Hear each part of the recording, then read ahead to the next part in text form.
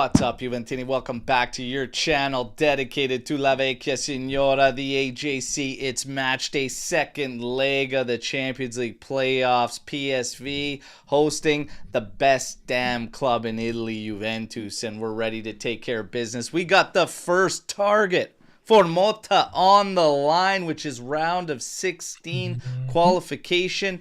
We've got Italy crumbling and Juve maybe set to rise again and restore order to how things have always been. Let's see, and we're ready to tackle it all together. I got Skanga, I got Omer. Fellas, how you doing today, Skanga? Well, as they say, what Juventus now says to the other Italian teams, move, bitch, get out's the way, bitch, get out's the way. We'll take care of it. I love it. I love it. Move, bitch. Get out the way. Omer, how's it going, bro? Yeah, I'm pumped. I'm great. I just had to fire 2 workers, and now I'm here. So life is funny and interesting. Yeah. Wow, so a Black Tuesday for the Italian clubs turned into, Black Wednesday for some of your employees. Yeah, both of them are Roma fans, so I didn't mention it. Wow. No, I'm kidding. They're not. They're 2 females. They're not Roma fans. Oh, I mean, they very well could be. But, I mean, that's the way things are going for Roma, so it is what it is. Yeah. Now, well, we got a lot to talk about. We're going to tackle some of the news headlines. We're going to get into Champions League discussion. We'll talk about Atalanta. We'll talk about Milan. And then just everything that it means for Juve, something that we've known for quite some time. And we're going to have a lot of fun then highlighting this matchup today. And a lot of question marks around certain decisions when it comes to the lineup, but not what you expect. Not the certain usual suspects. There's a bigger question around a certain phenom that all of a sudden has arisen in our lineup, and we'll talk about that, okay? First up, real quick, everybody in the army, welcome today, lads. All right, great to see you all. Forza Juve, of course, we're going to take care of it. We got some love for the kit I'm rocking today. Everybody seems to love this kit. Yes. I think it's my favorite. That and in the long sleeve. The long sleeve's harder to find, so it's extra. You're missing the gloves. You're missing the gloves, but you got 99% of the kit. Yeah. I know. I got to get the gloves. On. Okay.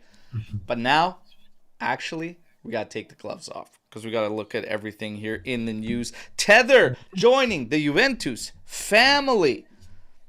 Our good old friend Guido Vacciago weighing in on this as well, too. So first off, 5% stake in Juventus is what was purchased by Tether for 48 million euros. And again, everybody was like, man, you're so late to this news, etc., whatever. Well, I wasn't. I was just gathering details because it really made no sense if I was just to tell you, hey, guess what? We got Tether coming in. Cool. Awesome. What does this mean? What does it do? How much? Like, what's the thing? Especially when we've been hearing for quite some time that the news in the background and maybe why there's so much extra pressure around this club right now and finances, even though round of 16 only means an additional 11 million euros. That's how critical everything is. So is he in fact posturing up for a potential sale moving forward? Well, Guido Vacciago says no, but the details are, like I said, 5% stake, 48 million. But Giancarlo De Vassini, when you look into this whole group, like what's it all about, why, etc. He was born in Turin. He's a big Juventus fan. He's the 4th wealthiest billionaire in Italy with a net worth of 9.2 billion. And there are loose rumblings that this actually came about because of Agnelli.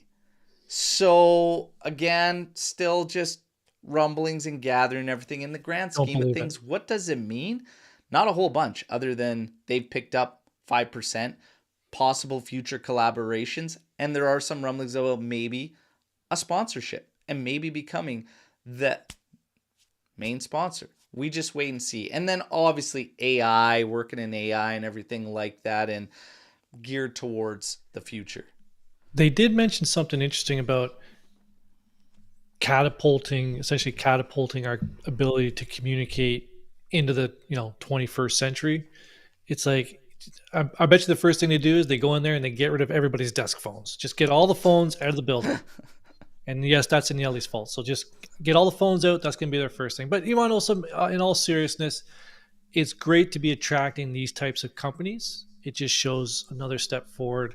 We've had our issues with Calvo and finding the sponsors. I agree, but a positive move here. Yeah, I mean, it's a cryptocurrency company. Like, can we start buying players with crypto? Like, I'm all in. Like, let's go. Let's go. Yeah. Good thing Apparently the guy is a Juve fan from Turin. So the question that comes to mind is, what took you so long, and why couldn't you find a sponsor? I mean, the guy is right there. Either way, it's I think it's good news. Yeah. In general, even his statements, like, he didn't shy away. Yeah, we can finance Juve for the next 2,000 years. I'm like, fucking awesome. I'll be there. And then everybody's got to remember, hate to bring it up again, but Exor is not hurting when it comes to money and everything. And everyone's like, well, they come in, they throw. Exactly. Now Tether can throw money into it. We get it's like you still can only use a certain percentage of your revenue brought in. So it, in the grand scheme of and I mean that stands for us because we get penalized even when we do things that have no rules against them. So we definitely have to stay in line with that one. But that's one of the bits of news. The other bit of news, Kolo Muani apparently has given the orders to his entourage to find a long-term deal with Juventus, which is a great sign. That comes from Nico Schira too, so not some yuppie out there, okay? Like Luca. Comes from Nico Schira. So good shit, as Adam Kahn says. Good shit. Good shit. Great. Yes, great sir. stuff. As far as Renato Vega goes, players will come in key. Now, Champions League action. We've had Champions League action. Obviously, we saw what happened to Milan. David Henko put in a good showing. Some fans are still saying, you know what? You go the Henko route. I stand firm on everything I've said. Vega's here with us now, doing well. He takes priority for me. The devil's always in the details, though. But Vega takes priority for me. Bingo. Let's see what happens. 33 million euros is the rumor today, but that comes from those yuppies, Tutto Mercado Web. So pump the brakes. Let's see if we can get the players' will. Let's see if we can just get the players' will for Vega. All signs are pointing to this guy. He gets it. I put on Twitter there the other day. This guy gets it. Yeah. I haven't seen a player, maybe McKennie, maybe Pedin, but Gatti, everyone's going to say Gatti, but in terms of the new players coming in, fits right. He gets it. He gets what it means to put the jersey on, pay the money. 21 years old. I thought he was in his 30s. He looks like he's in his 30s. Well, that's because he's got a stellar mustache, which will also add. That's going to add millions of euros to that. Yeah. That thing is prime 70s porn stash. Okay, so this guy, he's cooking. Vega's cooking. Can call him Ron Jeremy if we want to. Okay, so my first question was, if you had to guess his age, how many guesses till you land on 21? Because the guy doesn't seem like it. I've said it on the last show. He's 21 going on 38, man. Like, that's I would have said, it would have taken me. That's a future investigation. Because I would have started at 30. I would have started at 30 and gone up, and then 30 and gone down. I would not have guessed 21 years old. Yeah, because I would have never guessed 21 just looking at the guy. And to be honest, if you watched him play, I would never have said 21. Because like he's got a lot of intangibles there that scream a guy that's been playing consistently at the top for quite some time. That's not overhyping or anything. It's just he's composed, like he's pretty damn calm on the ball. He makes good reads. Like I would have never said 21. So props to him. We got to hope for the players' will. When it comes to another report we got, Adeyemi, Fabrizio Romano dropping this little nugget that we are in fact making the push for him in June. 100% that's coming down the pipeline. And a lot of fans are confused.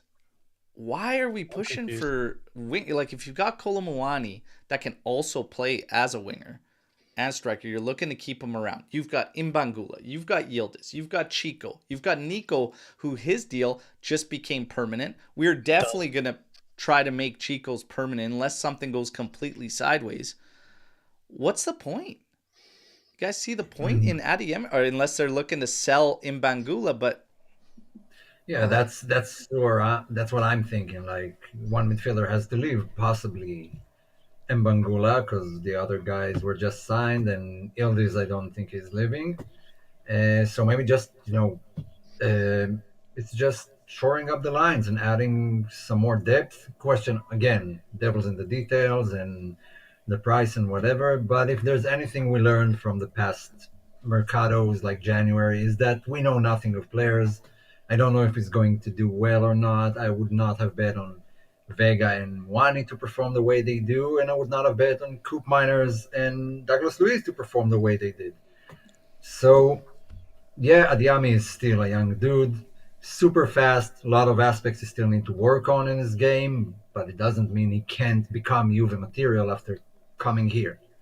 Okay, yeah. let me add because And I have and no wingers, idea. and I'll add that wingers do thrive in Motta's system. It was the same at Bologna, and it's now at Juve. The wingers are doing great numerically. Yes. Yeah.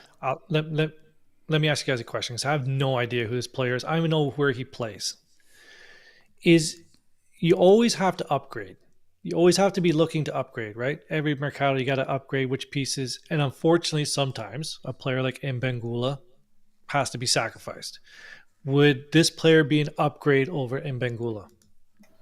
I don't I know. don't That's know. that's the other thing. Is that what I is that the main issue is? I don't know. And I'm going to pull something up here just to show everybody, because when we started looking at it, I was doing comparisons on certain players, other targets, and then I landed on this. I was like, why is he only at like 700 and something minutes? Well, yeah, he's got some muscle issues. Him and J Med might get along a little bit too well. That looks like me Already after a couple weeks of missing pickleball. Look a at that. bunch That's of me. games and just constant muscle stuff. I'm probably out on Adeyemi. Sure. Especially if we're talking 50 million euros, which we were talking about in the summer. If the price tag's around the same, I'm probably going to say no. In Bangula, the devil's in the details, because while I agree with everything Skanga said, if it's capital and it's a 12 million euro sale, I would just keep them, because you can make up that and to be honest, find a damn sponsor, and that wipes out these little capital deals because of Yeah. the instant influx. Yeah, So that's it, basically. Like it doesn't seem like a smart deal on Juve's part because Mangula hasn't showed any reason to sell him. I think he's playing exactly the amount of minutes a youngster at his age needs to play. Enough rest, but enough first team appearances. And he's been awesome. He has a few goals this season, and I don't see a reason, like changing him. Yeah, Um, I think we have other we'll find out. needs. I think to your yeah, point, we have big other time. needs. Yeah, yeah, Fullback, exactly. backup striker, backup striker. Where the hell is Milik? Is he still where the is that guy? So you know what I mean? We have other Yeah. needs. I don't really see We're this. Again, I buying don't know who's players, Lookman, but the worst PK taker in the history of the universe. Okay, so Champions League, we're getting into Champions League because okay, I'll obviously just jump into that's it. what's going on today. Milan, we saw what happened there. You can't make this shit up. So this team changed coaches like what, a couple games ago, when you're talking about Feyenoord. Their season has not been that great, okay? Milan also took their striker from them in the January window, Santi I knew Jimenez. that. He scored in the first minute of yesterday's game, and then Teo Hernandez just absolutely screws his team. There's no ifs, ands, or buts about it. It was absolutely ridiculous. It was embarrassing. I actually couldn't believe what I heard from Zlatan in terms of defending Teo and how it all went down. It was garbage. It was absolutely garbage. It was embarrassing. And yeah, Teo Hernandez, who was linked with this ongoing contract issue with Milan and finding a renewal. And we heard the rumblings of him being connected or Juve monitoring the situation. So we asked the question and everybody was like, yes, bring Teo in. But time and time again, a lot of certain characters show themselves in terms of, dude, this guy's got a ton of quality, no doubt. But my God, the brains just always usually wipe out a lot of good for this guy. Brutal. He bleached out the brains with it. That bleaching stuff for the hair can do some real damage. Gotta be careful with that stuff. Yeah, absolutely no. To Theo, I think Milan dropped the ball here. They should have sold him. Like, he was worth a lot more in the summer, and 2 summers ago even more. Now they're gonna sell him or run out his contract, which I believe ends in 2026. I mean, they missed the window of opportunity to sell him for like the most they can. And yeah, that was so stupid, so dumb. Yellow for a dive in a Champions League match at home. I mean, apparently they're going to fine him. They're super angry about it. And that was his second yellow or his first? Yeah, second yellow on the dive on that. And it's actually wild to see some of the takes I'm seeing out there. They're like, oh, you know what? If that's a Prem player, if that's whatever, they get the benefit of the doubt. I'm like, what are we talking about here? You're trying to turn this into an Italian conspiracy? The dude wasn't even close to getting contacted and jumped out like he had been picked off by a sniper in the upper deck. It's like, come on, give me a break here. What are we talking about? Childish. Coming out after and saying, no, can't believe the ref did that. Teo does not act. It's like, man, you might want to take a look at that and you'll be embarrassed for him and yourself, because that was just shameful. Let these guys be held accountable. Maybe Zlatan's scared about the contract renewal and they want to keep him, even if their plan is to sell him. You can't do it on a final year because he'll just say, screw it. It's interesting. It's interesting. But I would agree that a second yellow for simulating and not even, I don't think it was in the penalty area. That's it was. Oh, yeah. It was? Oh, yeah. Sorry. Deep. Because I saw another video. Okay, so that's fine. If he was trying to get a penalty, yeah, absolutely. Mm-hmm. Yeah, it was pretty bad. And then in carrying with Anthony's favorite group, you're getting piped at home, Atalanta. We do have footage of Gasperini at halftime. Okay, so he did do his best. Gasperini did his best, everybody, okay? He pulled out those needles. He tried. He brought in Lookman, who was fresh off that needle and everything, and he got a goal, got a PK, and then Gasperini absolutely destroys him after the game. And it just says, I don't know, he's the worst PK taker I've ever seen in my life. He went up and took it because he wanted to score. We had Retegui, we had De Ketelare that were ready to take it. Dude, shocking stuff. Italy's falling apart, and I'm here for it. I am here for it, okay? Today we hear of ADL's indictment, all right? And they are looking for him to come in and face the music for that. I haven't heard that one. Oh, yes. Prosecutors have requested the indictment of Napoli owner De Laurentiis, who has been accused of false accounting in relation to transfers involving Osimhen and Kostas Manolis Ate. This just made my week. That right there just made my week. I am so excited now. I was a little down coming into the show because I've been busy with work, got a lot going on. That just picked me up. Thank you very much. Yeah, and apparently, if I remember correctly, like, Giuntoli can't be involved in that because he had no signature permission. Only ADL had. So there's even no risk for him. Yeah, because you do hear this, any chance Giuntoli could get... No, because literally, the beauty part about it, ADL took everything on that. Literally, in his own words. Giuntoli had nothing to do with it, whatever. And the funny thing was, when he came out and said that all, and again, quoted in there in media, it was literally because they were trying to give credit to Giuntoli, and he wouldn't allow it. He said, no, that's all me. And I think his son too or something. Classic. Fuck, you can't write better shit than that. All right, I'm here for it. Get them out back to City B where they came from. Let's go. I'm Now, so excited. yeah, so hey, order starting to get restored. Let's see. But we got to take care of business.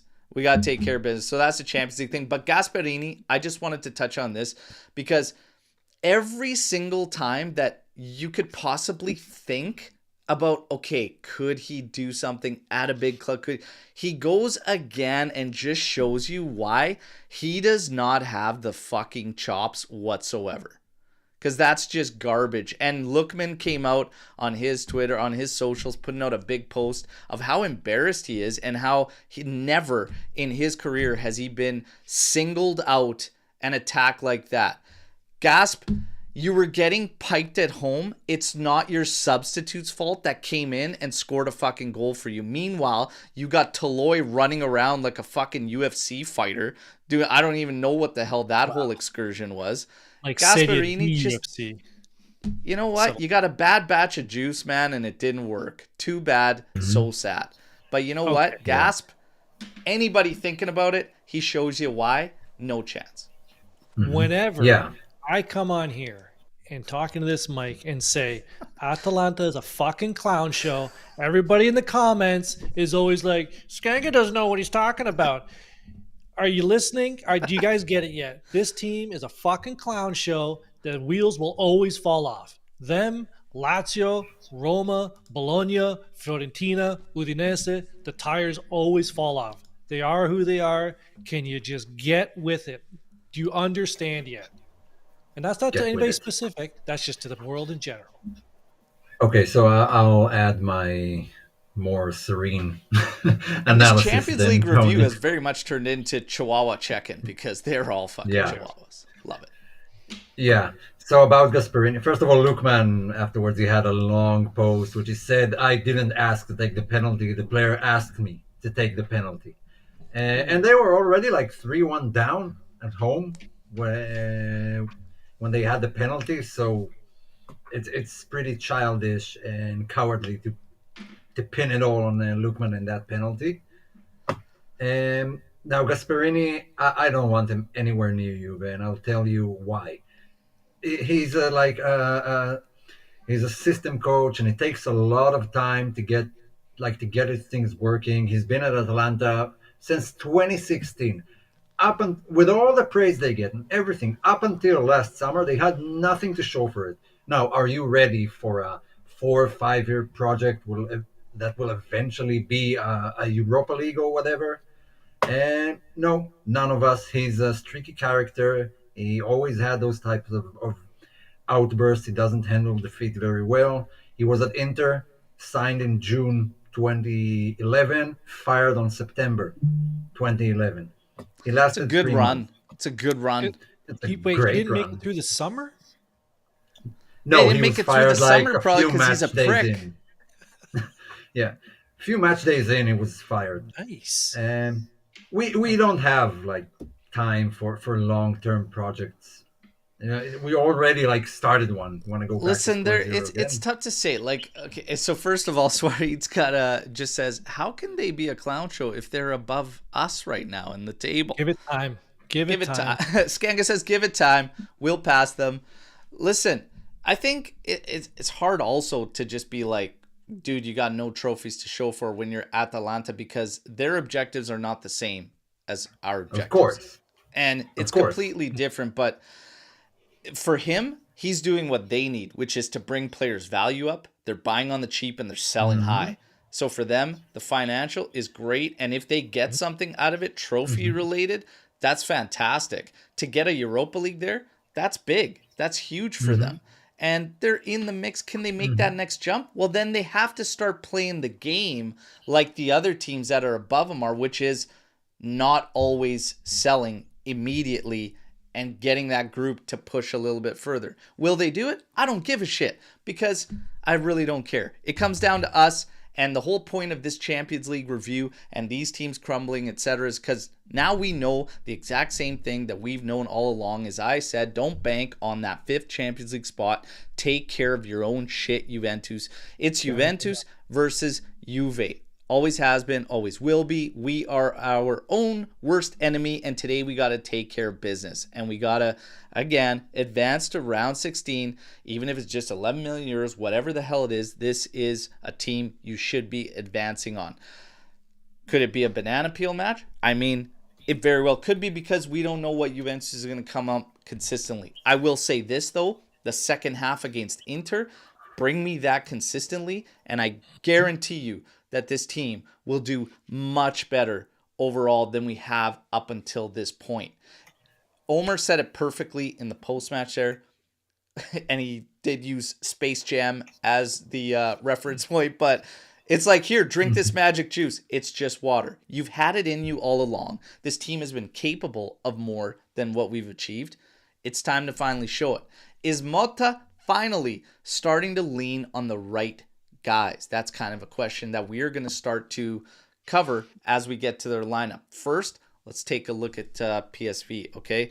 So for them, you got to go as far back as 2007 when PSV won a knockout game in the UEFA Champions League, and that's when they eliminated Arsenal. Their record at this phase of the competition remains absolutely dreadful. And they are underdogs in this game, even though they are at home. And since beating Feyenoord, PSV have gone 6 games in the Eredivisie without a win, and now under pressure to revive the run. I don't know. They're going to want to go all out today. They've got absolutely nothing to lose, and we will have to be ready. But they will be without some notable absentees for this home clash. Ricardo Pepi is one that won't play a further part in their season in general. Malik Tillman, Rick Karsdorp, and Olivier Boscagli are out of contention. There is some slight hope for Boscagli, Serginho Dest also, but neither is likely to start even if they get in there. Their probable lineup, 4-3-3, Benitez, Ledesma, Flamingo, Obispo, and then Junior. So that's the exact same back four we faced in the first one. You've got Veerman, Saibari, Schuden, the same there. But Bakayoko expected to start, De Jong and Perisic. So ultimately one change, and that is Bakayoko coming in from the start of this game. For Juve, Luiz out. Luiz out. So again, was training with the group. Doesn't get into the squad list. It's very frustrating because this guy can't get rhythm. You're never going to get in rhythm, one in and out for a bunch. And it sucks because I thought he had a really good game. Thought he had a really good game the last showing that he was in there. But this is where we're at. So the Juve lineup is as follows. Di Gregorio, Weah, Gatti, Vega, Lloyd, Kelly, Locatelli, Cope Miners with Thuram sitting, Conceição, McKennie, Gonzalez, Kolomuani with Yildiz sitting. So immediately we get some answers that we know about. Cambiaso, not 100%. We know this. Thuram dealing with something, and that probably led to why he didn't start a series of games. And they were talking about, some of the issues he was facing. Yildiz, this is the big one that now fans are asking, like, has Nico's work rate maybe been the thing to, like, what has taken Yildiz all of a sudden to miss a few consecutive starts? Just normal rotation?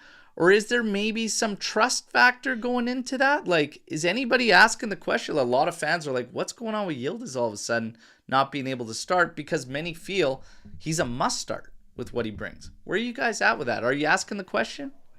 I got a short one. If I know Omer has a longer one, I got a short one. I just think he gets marked out of games easily, and phenomenal talent. Like we're not saying he doesn't have the talent, but I just find like he gets marked out easily, and I think to your point, Nico's work rate, he can kind of work through those double teams. So maybe that's what it is. And we've had a lot of games, and he's played a lot of Leolis has played a lot of minutes. Yeah. So I think it's a bit of a combination. It's just rest, and we have a lot of games in this short period of time. Yes. So first of all, I believe that's our strongest available lineup. Like if you take out all the injuries, minor injuries, as Ildiz go, I mean, he's been benched recently, and we've been on this winning streak. So can't blame too much. Like I don't put it all on him, of course not. Just things are going well right now. Mm-hmm. These are we had three super important games. I expect a lot of rotations after that match. We have like Cagliari, and we still have match every 3 days. But Illis, yeah, like you said, he played a lot this season. He's a young guy, maybe needs a bit of rest. I feel like in recent matches he kind of lost his edge a bit in those matches. Like he wasn't able to be effective. He was substituted a lot. And maybe it's the same case as Thuram. We've only heard about this minor injury after he was subbed and didn't start a few matches. Maybe Ildiz is the same. Maybe he has a minor thing which they haven't said, which is infuriating because we always ask for transparency from the club. But I don't think it's like to teach him a lesson or giving up on him. I think just No. things are working well, and he'll come back into the starting 11 very soon. Yeah, I mean, I get the minutes thing. He's at 20, what is it? 2,445 minutes. I mean, I think Nico Gonzalez is at 1,175, and that's because he missed a ton at the start because of injury. But the work rate thing, I don't think really applies to Yildiz. He works his ass off too. Yeah, I'm yeah, he not works really very sure 100% what it is going on. If you want to spread out some of the impact, like maybe I'm thinking, like this is just me. I'm thinking he's starting to swap more than anything Chico and Yildiz so that he has like a super effective guy off the bench. If he dumps both of them from the start, I think he feels like not a knock to the other guys, but I don't think he feels that impact from Imbangula. Just Good a drop player, off. puts Yeah. it, but I think it's different. It's different if you go all out with those guys. Nico can do a job across the front. We've all seen it. We know it, and I think it's just one of these trade-offs.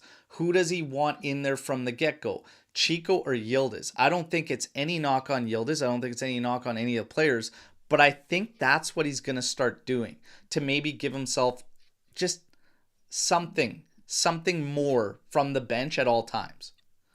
That's all I look at it as. Beginning of the season, I remember we were even on the games when we were a little down on how the team played, the subs always came in and made impact. And then that sort of disappeared for a good stretch of the season.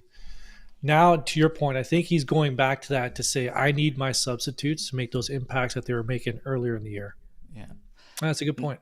Now, in saying this, we've got Lloyd Kelly about to go up against Bakayoko, a very tricky, fast individual. Are there concerns there? Because I can see it in the chat already. I'd be lying if I said I didn't have some worries about it. And McKennie is this piece right now that I've always said, like, I'm not really sold on. I'm honestly, even putting him at left back, I'm not 100% sold on it. But he gives you this trust that you could put in him to do the job. You know, like I trust him. If he goes to left back, even against that quick Bakayoko, like I trust he would do the job. At the 10, that changes things, and then that also takes away Yildiz from being that impact sub because he would probably have to do it, or you still keep him on the bench. You bring Imbangula and play Nico at the 10. And his work rate in the middle would also bust up transitions and play from PSV as well. who's going to And be we playing have the no 4-3-3. midfielders on the bench. Like all three available healthy ones are starting. So Yildiz might be an option for like the midfield trio, whether it's McKennie Well, we have 4 or available, so Miners. Thuram's still there on the Yeah, squad list. Yeah. Thuram. Yeah, he's on the squad. Is a bit injured. I hope he gets to play, but we'll see. Yeah, we shouldn't say. I know there's some people saying here that Thuram is benched. Remember, he came off in the live. You were upset when Thuram came in. Oh, Sorry, dude, if Thuram if went we're in out, and tight games, Locatelli. I like him out there because he breaks up so much. Turns But out he had cramps. So exactly. So if something's yeah, going on, that's different. But yeah, if I don't know that and he's good to go, I don't he's got take to him play. out.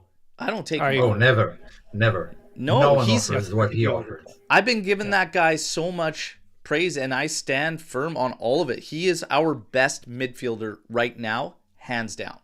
Most consistent. He brings an element none of them can do, which is pick the damn ball up and go and create space for others with his dribbling, and he's great technically. We'll see him today. We'll And see him he's late like a today. tank. Like no one sort of dares to stop him when he starts darting forward. No one Yeah. does that. Yeah. We got to the point that Gatti was the one who had to do that because the midfield didn't. Locatelli doesn't offer that aspect While of the people match. talk about, Vega's impact, which I'm not going to cut down whatsoever, Mhm. I would argue the biggest impact is when Thuram is in or out of the lineup in terms of moving the ball forward, getting it up effectively, and actually, in turn, helping our creation overall. I'd say he's the most crucial to our game. Yeah, he's the Agree or guy when he disagree? sees space, he takes advantage of it. Unlike some Also others. winning the ball back quicker. Like he breaks everything up, but he can also move the game forward for us a lot quicker. Yeah, he's kind of an all-around midfielder. All around. I wish he'd add long shots to his game. He had one beautiful goal at the preseason against the Primavera, but if he can add long shots to his game, man, a complete midfielder. Yeah. Everything you want from your midfielder. Now, Hard to argue. in terms of this game and everything, we talked a lot about our lineups and everything. I think ultimately we can make sense of everything Malta has done for this one. But there is, a matchup we're going to watch on that flank. We had concerns about Savona the last game, and they came up. Hopefully today they don't come up with Lloyd, okay? So hopefully he can have a strong show and grow into it, man. I'm just gonna throw something out there. Is there any way? Do you foresee any way if that starts becoming an issue? Instead of using a sub, you flip Weah over there.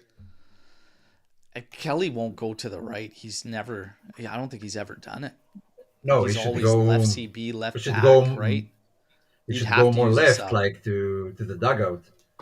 Yeah, if he even comes further out, left. he's gone. Yeah. Like if you're making a change with Lloyd, it's heading out to the diner with Seabass and Yeah. grabbing a bite. Yeah, Seabass.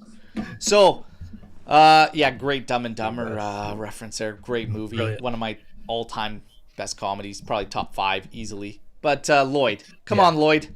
Come on, Lloyd. Let's go. We need all hands on deck. Okay? Harry and the dog van can wait for you after this game, all right? I got an get the extra job pair of done. gloves. My hands were starting to sweat. You had gloves all along.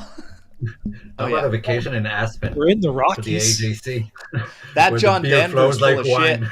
Now, That's let's get to something. it. We're going to go through Anywho, key stats. As we got a little sidetracked there. Key stats in this one, and then we're going to set the Tony with the official. So, PSV, winless in 3 games for the first time this season. Although, like I said, a lot of mixed results in their withdrawals and everything. They haven't been that great as of late. PSV have progressed from 3 of their 11 European Cup, UEFA, Champions League knockout stages ties when losing the first leg. That was in 76, 79, and 89, 90 editions. On the other hand, Juve have progressed from their last 20 European Cup / UEFA Champions League knockout stage ties when winning the first leg, including each of their 11 since the 92 rebrand. Their last defeat when that happened was against who? This is a long one. I don't think we're going to get the Rangers in 78-79 when Juve won the first leg 1-0 and lost the second Philly. 2-0. But Juve, a 4-game winning streak for the first time this season. Juve have beaten PSV already twice in this season's Champions League. Only 5 teams have won 3 games against an opponent in a single campaign. That was Ajax versus Milan, Munich versus Real, and Liverpool versus PSV. Man United against Roma, and Barca against PSG. Let's go. PSV unbeaten in their last 12 home matches in major European competition. 7 wins, 5 draws, including winning each of their last 3. They last won 4 home games in a row in Champions League between May and December of 2005. That is your key stats. Skanga, set the Tony. We are being whisked away to the wonderful country of Slovenia for today's referee, Slavko Visnic. So he's been around a bit. So he's done 193 appearances in their A-League, 4.7 yellows per game, 47 reds. That's a 24% clip, 48 PKs, 25% clip.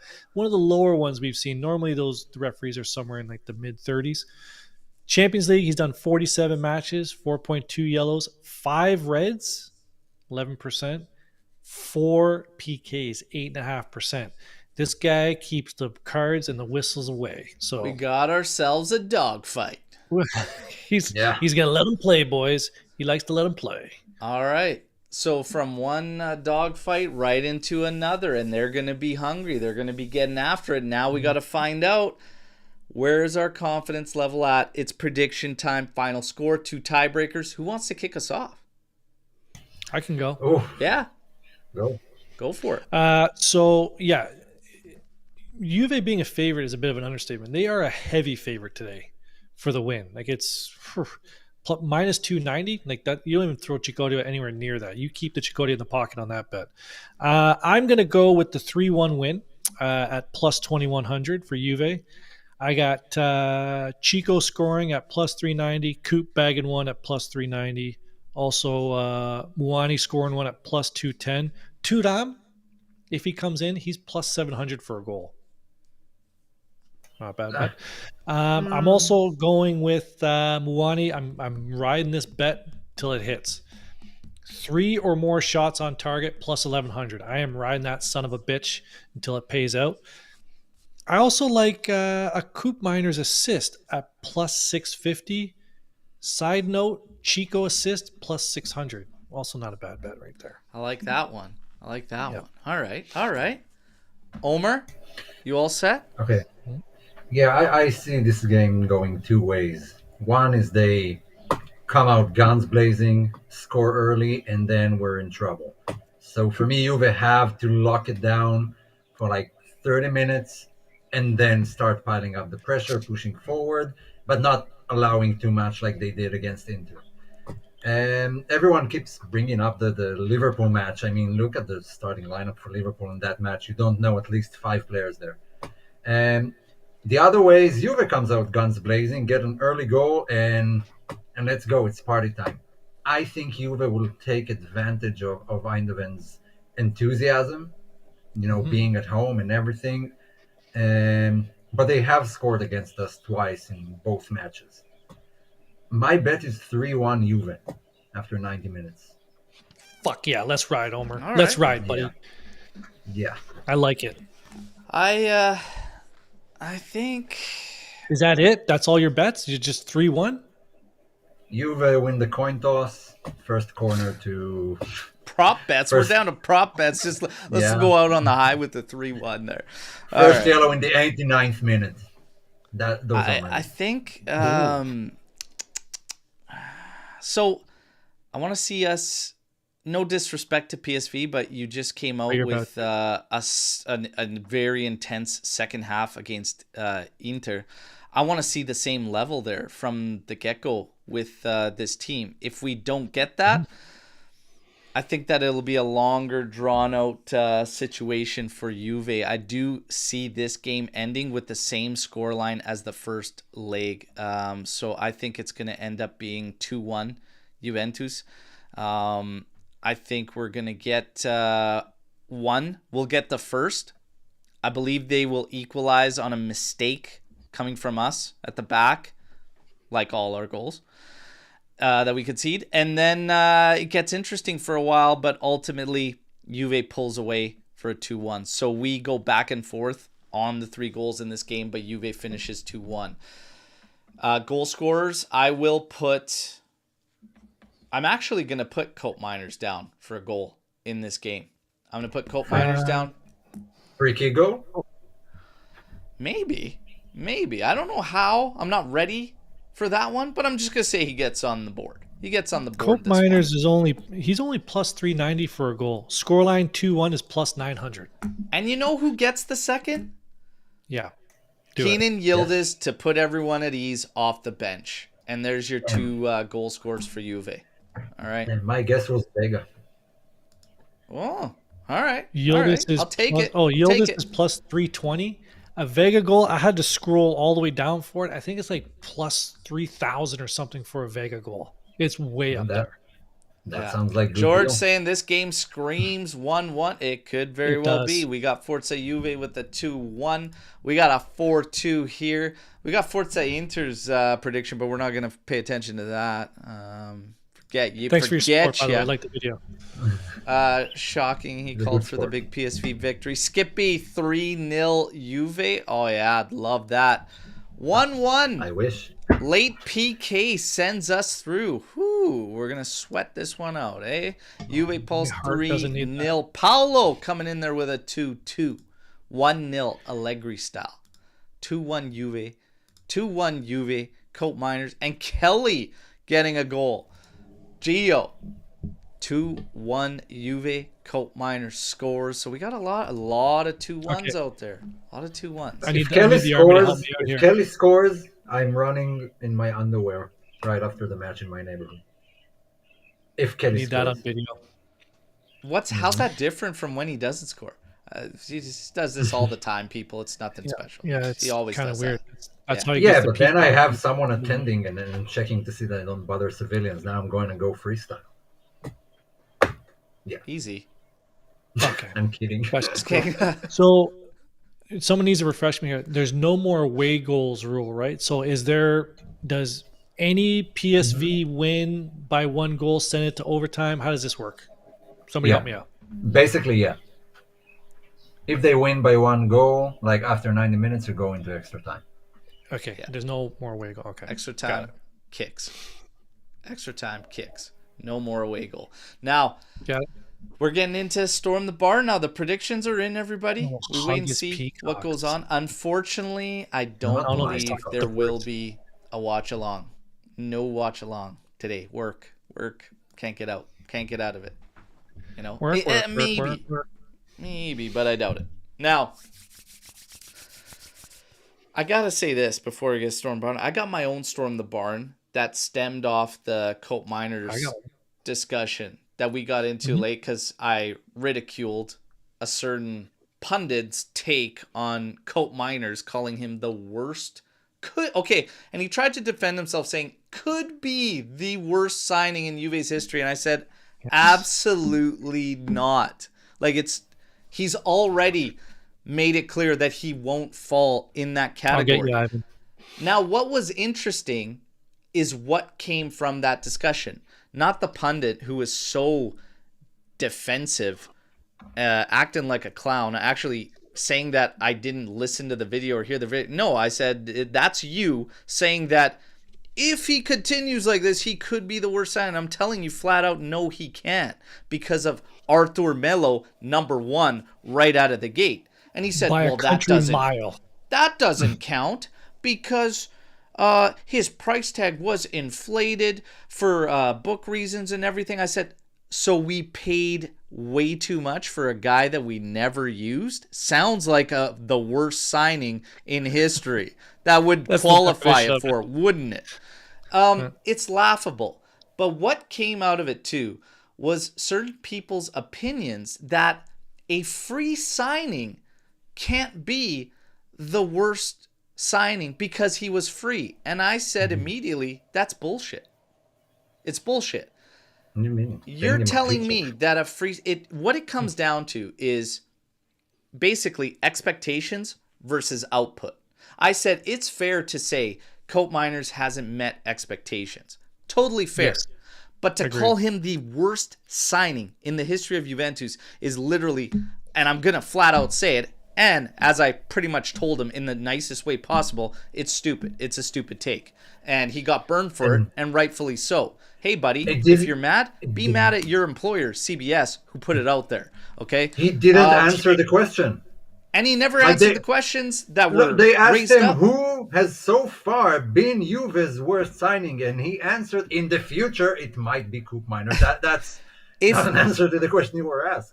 To think of the worst signings in history, and again, to say that it can't be somebody free. So you're telling me that the expectations for all free signings are low because they're free. So you're telling me that we had the same expectations for Andrea Pirlo that we did for Sturaro?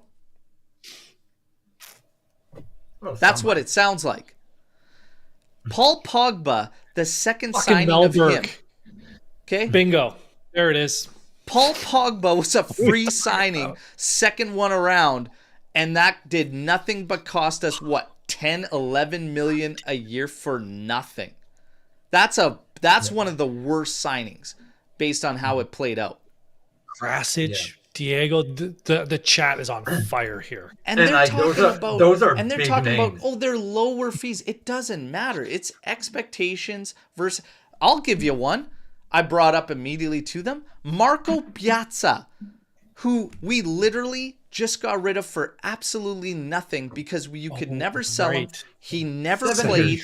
We spent, with the loan, 33 million euros on a young kid that was all prospect. 33 million. That is one of the worst signings we have made because we got zero out of it on the pitch and zero out of it in the books. Marco Piazza is way higher up on that list than anybody knows.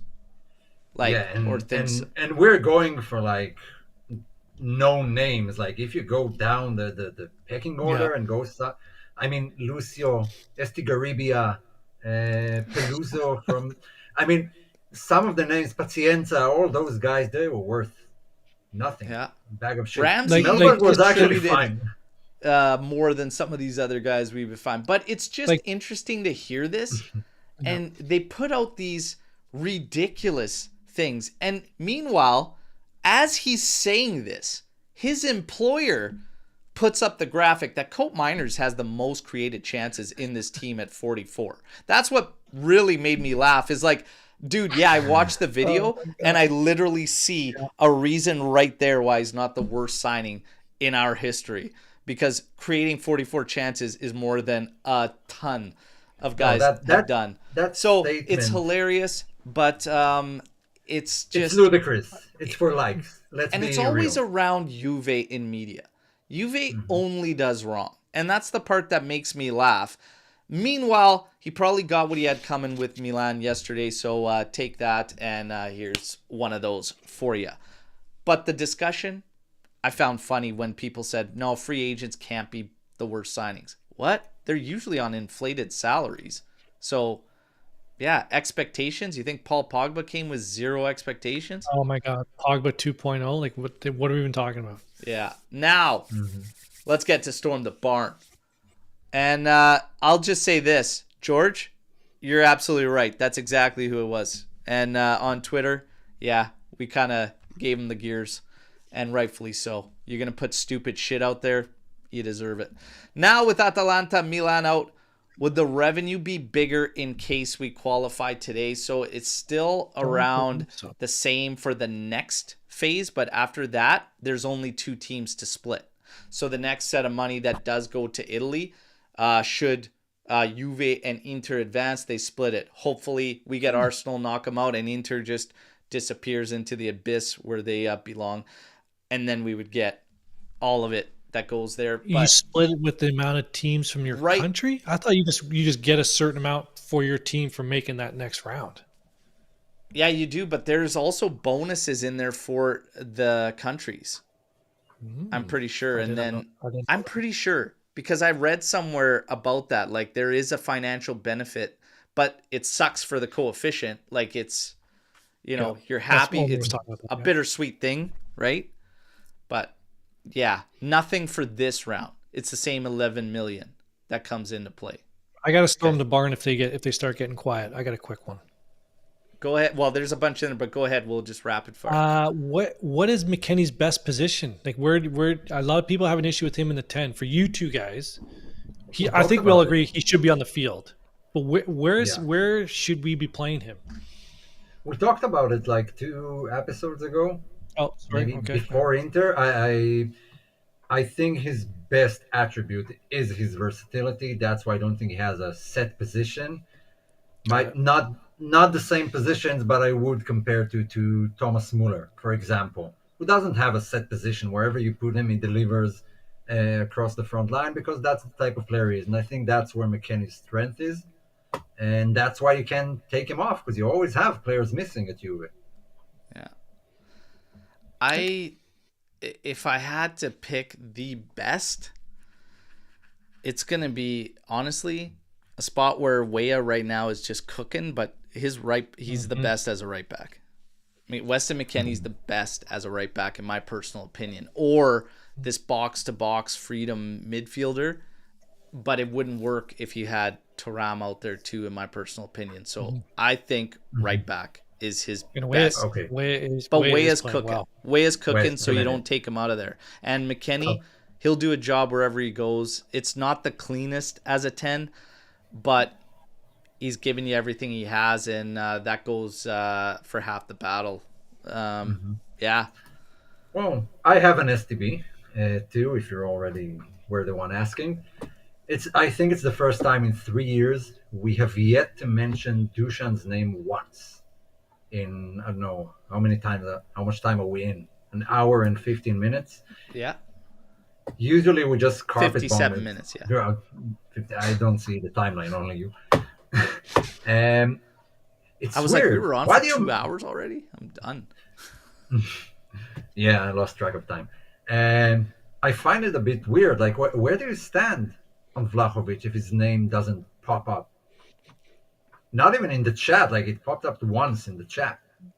The other guy's playing better. What I don't know. You're asking the wrong guy because I've known we've been heading down this road since Fede Chiesa left. I don't know. It's been done. I said, I don't even think, I can't remember how long ago the show was when I said, I don't even think it matters if he potted 28 goals, 29 goals. Like, I think it was always heading this way because I don't see a contract being found. And even if there was a contract found, I don't trust any of the words Giuntoli was saying publicly to the press. And I thought it was always a play to say goodbye. And a contract renewal would have just helped them if they spread the salary, find a deal a bit easier. But it's... So, is he getting I mean, I minutes think today? it's been very clear, one thing, from Giuntoli and Motta, that they want to move forward with guys that they see a future with. Dusan's not their guy. It's Yeah. it's the writing's on the wall. Dusan's Yeah. not their guy. Yeah, Yeah, and I but think they're- we're seeing this across the board with other guys, that they are willing to get to the point where they push these guys completely out if they just don't see any end game from them or any future. So, what it is. So do we see him today? I mean, we have to see him. Colomani is not going to play for the rest of the season, and he's Depends on been the benched score. for. I think it depends on the game because you could also see Nico potentially slide up if Colo has to come out and you bring in Yildiz, etc. Like, it's not a guarantee that he comes in. I would say only if it's going to added time, he comes in, Yeah. and he'll start on the weekend against Cagliari. Yeah, that's my guess. Yeah. And it's just one of those situations. Yeah, like I said, It is what it is. it was always heading that way. Always heading It's that way. business. We're going to keep it firing here. Oh, I like this one. Favorite movie quote. Favorite movie quote. Man, Well, I have a few. Um, Suck I Me think like Sideways. no, no. Sean Connery from The Rock. Yes, with the Win- prom. The prom. Winners go home and fuck the prom queen. And then fucking Nicolas Cage says, Molly was a prom queen. Great lines there. Oh, Yeah. yeah. Winners go home and fuck the prom queen. Remember that today, Uwe. Okay, That's a mine great is one. from my favorite one is from Ghostbusters, like the old one. Okay. It's true that man has no penis. Because he was like yelling at him, Dickless here was doing this and that and that, and then he asks Bill Murray, is that true? He said, this man has no Oh, penis. my God. Yeah, I love that quote. But We, there are a Oh, few man. great from we could spend an hour on 300. this. Yeah, Oh, yeah. 300 is littered with sensational Yeah. quotes. Tonight we dine in hell. As good as Locatelli has been, Thuram is the most important piece in the midfield. Do you agree? I said earlier, yes. For me, it's a yes. Locatelli Yeah. was that guy the first half of the season, but Thuram's really like turned it on. And yeah, you can say that Thuram's the guy now. Locatelli is still an important piece, but Thuram has been lights out. Yeah, I agree. Yeah. I think he's the easiest way to put it. He sets himself apart from all the other mids. And you could see like certain similarities in a lot of the other midfielders' games, whereas Thuram has certain abilities that none of the other guys come close to. There's a few Inter fans that were ranting and raving like as if they haven't seen this guy ever play last game, but they were like, man, that is like how you build a midfielder. One of them was Savouche there, whatever the hell his name is. Bit of a clown there. By the way, going back to that, I see a comment there by somebody saying met Bonetti in New York. He's a solid guy. Look, everything that I said, nothing personal against him. Just his take. That take was shit. That's all. Nothing against him personally. All right. I'm sure he's a great guy. I'm sure he's fine. But shit take, and I will call it out. Too much bench for Yildiz. I mean, he is a world-class player, 100%. Last year, he was too young. Now we have a liberal coach with total football. What do we need to expect? Let's not be throwing that world-class tag around. Everybody just too many players get that. Yes. Get that. I mean, so you guys both don't feel that Yildiz is world-class right now? Not yet. No. Not yet. It can be world-class, but I mean, compare him to like Lamine Yamal. That's world-class. This is still young. He has a lot of growing to do. He's not yet world-class. My guess is he will be someday, but it's not. Give like him a minute. Let his balls drop, for crying out loud. Yeah. So there's a difference here because I can already see it in the chat. World-class talent.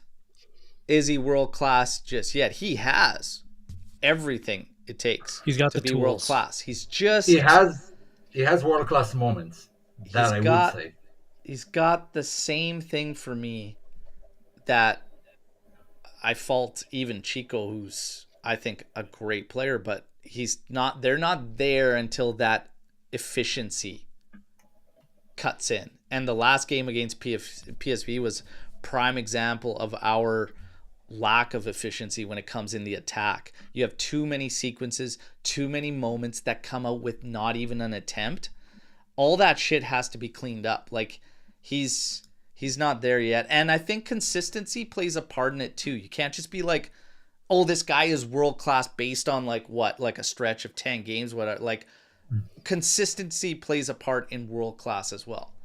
He's got the talent. Like, hell yeah, he's got the talent. Go ahead. How many players that have been dubbed world class have failed? A lot. I think it puts a lot of unnecessary. It's not even pressure on him. It puts a lot of unnecessary expectations from us. Yeah. Looking at the guy and always looking at him to save us, to do something special, to make it work. He can be that guy. I don't think it's fair to expect that from a 19, 20-year-old. Like to look at him that way and have the expectations you have from a world-class player. If we had Rafinha there, the expectations are totally different. Yeah.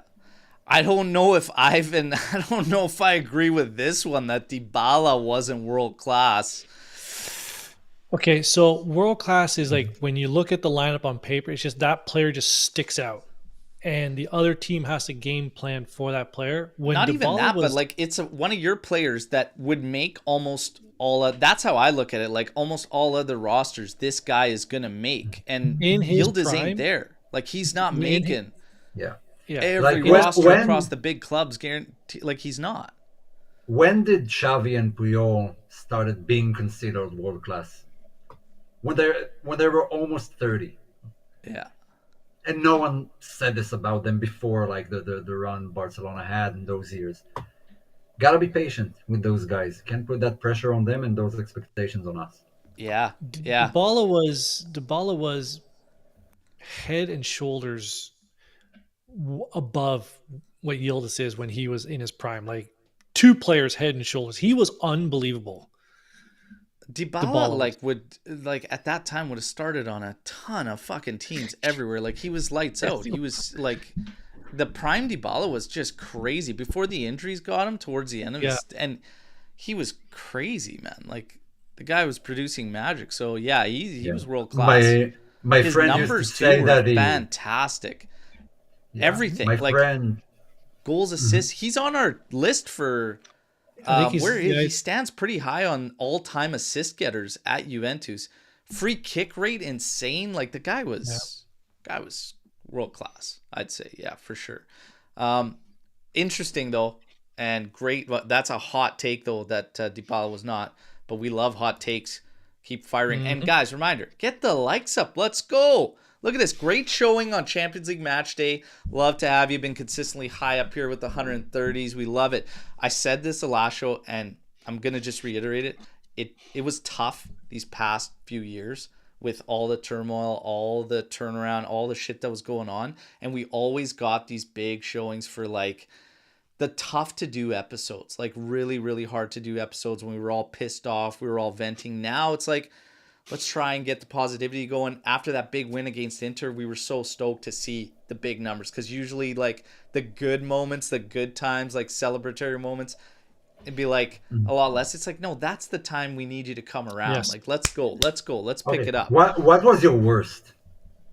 I can tell you mine. The episode after the 5-1 loss to Napoli, that was the worst for me. Maccabi Haifa was a really fucking bad one for me. I was livid. That was a really I bad was one, too. livid after Maccabi Haifa.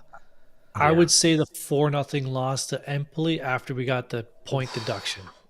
That was a 4-1. fucking one. Chiesa scored Bad. late That there. was bad. Now, let's keep things machine gunning. Who do you think is going to be captain? Wes again? Yes. Yes. No, actually, Loca's in there. Locatelli. Loca. I think Loca's it's in there. Oh, is he in the lineup? Then Yeah. Let's look at that. It's Loca. It'll be Loca. Yeah. Joe Tellerico. If you could choose one Juventus player, what's going on here? To partner with yourself in the backline or midfield, who would you choose? Mine would be Pirlo. So you're either playing the backline or you're playing in the midfield. You got to choose one guy all time to play with. Mine, defensively, it would be Prime Cannavaro. And midfield, I'll have to agree with Pirlo. The type of players that makes anyone around them better. Are we going with guys we've seen play? Or even like guys, like just in general? Well, if I can choose, maybe Zidane. Because if I'm going in the middle of the park, I'm probably going with Zizou. If I'm going up top, who I want to partner with, fucking hell, it might be Baggio, but Del Piero. I'll go Del Piero because I watched his whole career. He's my guy, but tough one there. At the back, Chiellini. I'll partner Chiellini. That's who I was gonna go with, but I was like, I kind of want to partner with Montero just to see what that fucking animal does. You know, just to be there live. I know. Just to, like, you're an idiot, but that was awesome. No, in the middle, hard to argue with Zizou, man. He was. Oh, it was stupid to watch that guy play, man. So crazy. But again, if I could go beyond, I'd probably say Shirea for the back line. Yeah, I Platini would be mean, Platini. Platini is a great answer. Platini would be a crazy one to play with in there. Yeah. Um, Tardelli, Gentile in and we did defense. have Baggio's Trezeguet. birthday yesterday. Roberto Baggio's birthday. Also my daughter Lennon's. All right. They share the same one. Look at that go full circle for me. All right. The first player to make me fall in love with the game, Robbie Baggio. And then my first daughter. Beautiful stuff. But Baggio, something else, man. Something else. One of the things that came up in it, so this is my storm the barn to everybody. Somebody put in the comments there, Baggio is my irrational love as a player. And I thought, man, that is epic. A player that you will defend to the death no matter what, all the wrongdoings. Who is the person for you? And let's say that you can't use the guys that stayed down in Serie B. You can't use those guys. Who is your irrational love as a player that you would hands down defend to the death, no matter what? Well, One it's guy. Baggio, but I'll play the game just to pick somebody else because I think everybody defends Baggio. I think everybody would defend Baggio across multiple teams, right? One guy who I will not accept any lick of negativity is Trezeguet. I don't want to hear it. I don't want to hear anything about it. That guy's a goddamn legend. I know he went down to Serie B, but it's not because of that. Like what he did, and Del Piero was right there beside him, but Trezeguet, I'll put right up on that pedestal. Molinaro. Yeah, and I mean, it broke the rules. I said don't use the guys that stayed down, but yeah, I mean, love Trez. Love all those guys. But not because he stayed. Yeah. I wouldn't have picked any of those guys because they stayed there a lot. Like even Camel, I defend. Like I'll defend Vidal and the way he played, what he was for Juve. Like I know he's in the type of character he is and what it brings on, but on the pitch, man, you don't get a lot of players like that. So Omer would have let him keep partying on every single night for. Keep smashing those cars, you crazy animal. Did you ever feel that on the field? Like he's partying and he's out of shape or anything? Do whatever you want in your personal life as long as you perform on the pitch. I don't care. I really don't. Yeah. Listen, for me, probably the hate that I see this guy get kills me when they were like, oh, he's not even that good. He wasn't even that good. But Claudio fucking Marchisio, I'll fucking defend to the day that he was class fucking midfielder.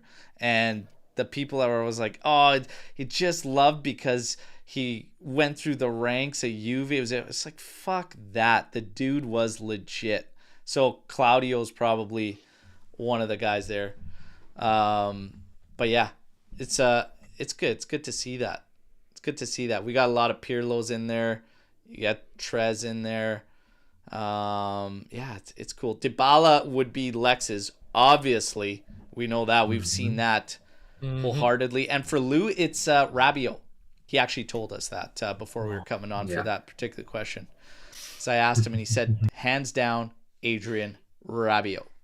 Now, we are going to keep it rolling. If we go to pens, do you think we will be clinical enough to win it? And who do you think should take the pens? Oh my God. I wouldn't even know. You got to guess some of the lineup changes or subs and everything that would go on there. But Dusan's a shooter. Gatti's a shooter. Locatelli, if he's still on, or Coop, they're shooters. Tudor's a shooter. Yildiz will be on. He's a shooter. Easy. There's 6 for you. Yeah. Can't. Won't disagree. You got to wait to see how the game goes. And it's tough to predict that because some of the changes that could be made. But, I don't know. Yildiz, if he's out there, will shoot. Dusan, if he's out there at that point, will shoot. Kolomuani, if he stays full for that, I don't know if he's staying full. I don't think he will. That many minutes, so I can't pick him in there. Colt Miners might even get the one sub out of the midfield that we have. But I would probably go against that. So I would say Luca's probably not going to be out there. It's hard for Malta to sub Coop. So 27 might be a shooter. McKennie, well, he might be exhausted. Nico Gonzalez, if he's still out there. And look, again, it's like who would be the 5 PK takers, you gotta wait to see at that point. But let's just hope we don't find out. Let's go with the second Yeah. part of that one. There we go. Nico, I don't see Yeah. playing that deep into it. The way he plays, the work rate, he's gonna be no. His muscles explode. If he didn't collapse, like yeah, I can't I'm see. choosing like the mental beasts. Like they're all football players. They should be able to score a penalty. I'm choosing the guys who don't crumble under pressure first. Yeah. Doesn't matter where they play. If it's Di Gregorio, fine. I don't care. Take the shot. Yeah. Will this next run of 4 games get us to 8 consecutive wins in all competitions? Well, hey, all we can do is hope. Let's go. Giddy up. We need to turn this second half. It's got to carry over. Like, you've got to carry over that. So we talked about it. Very little wiggle room. It's like no matter what the results have shown, I still said I got this feeling, and I said it going into the intermatch, that we'll put a good performance in. A tale of two halves in that game. But the second half was big, and it's like, you are capable of this. You've been capable of this the whole time. PSV today, you got to put them under, even if you're in their house. Like, get after it. Get after it. So let's see. As far as everything after that, well, Omer, you pointed out that schedule-wise, we've kind of gone through the nitty-gritty and kind of the rough sectors, right? Yeah, like the teams that are competing with us still have to play each other. Like they have 3 matches playing against team above them. We only have 1. The only team we haven't played yet is Atalanta. Yeah. Which is sort of around the corner when the form they're in now with their injuries and everything. It's a winnable game for me. We've played Napoli. We've played Napoli twice. We can beat Inter. anybody. Napoli, That's kind of like my thing. Is like Napoli, we've Milan, already Inter, faced and Napoli twice. home. You faced Inter twice. You faced Milan twice. It's Lazio. I know they're no, tie with no. We still have to face Lazio. We still have to face Fiorentina. There are some tricky. After fixtures this, in you've there. got Cagliari. You have Empoli in the Coppa Italia 3 days later. So that'll be this Sunday, Cagliari, and then Wednesday, the 26th, Empoli. You'll have Hellas Verona, Atalanta, Fiorentina, and Genoa in the month of March. Plus, round of 16 matchup, because we're going through today, everybody, okay? So and an international break too, right? I don't think in March. Really? That's Is interesting. there? It's always in March. Because we've got 1 a week in March. Interesting. Either way, you got to win those matches. I know some Unless of them it's are tricky, 16 but to 30. Unless it's between 16 to 30. Because March And 16th, you Atalanta- don't play again until March 30th. Yeah, you might be right. There's that late one. George has it. We have Atalanta at home. It's got to be a win. Yeah. Yeah. Verona, Genoa, Cagliari, those have to be wins. We got to take care of business. Bottom line. Bottom line. Who do you think is the most important player on the pitch? Will be for Juve against PSV. For me, it's Locatelli. Who do you think is going to be the most important today for us? Oh, I think McKennie. I don't know why. No, you know what? I'm sticking with Wea. Wea is going to be super important in my opinion. I'm going to cheat. I'm going to say it's the 2 center backs. Oh, I can. I think to Omer's point, I think they're going to come out hot and heavy, like a kid with braces on prom night. They're going to come out like just breathing heavy on us. But those 2 center backs are going to have to be key to. I will hold back the say wave. whichever midfielder is on the left side.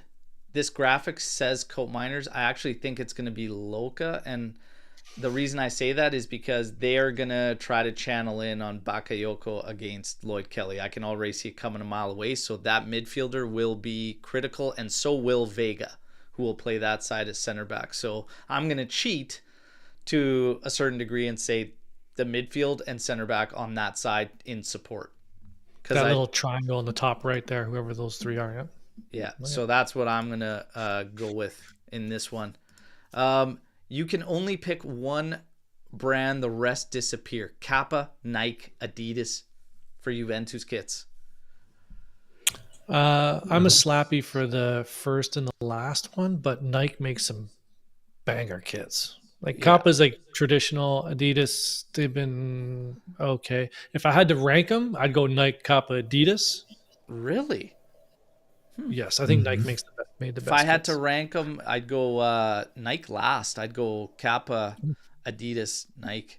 But if I had to pick one, Kappa. Yeah, I'll go with Anthony and his answer. Can I borrow your answer?